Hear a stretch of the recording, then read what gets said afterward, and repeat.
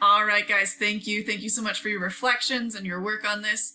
I hope you had the chance to really stop and think about some things going on in your life this semester with English and just things in general, as well as seeing some things that your classmates have reflected on, what they talked about. I think that's really powerful to see where we're all at, okay? So thinking about that last thing that we talked about with the rest, we will have class tomorrow, so this is not the end, but I really hope that you guys can take some time for yourself and really just reconnect with the things and the people that are important to you over break and really take care of you. Again, you have done so much, guys. I cannot be more honored or pleased to be your teacher this year. It's been so wonderful this semester, and I just cannot be more proud of what you've done. So thank you for all of that, and you really need to take that time over break for yourself. So I hope you can do that.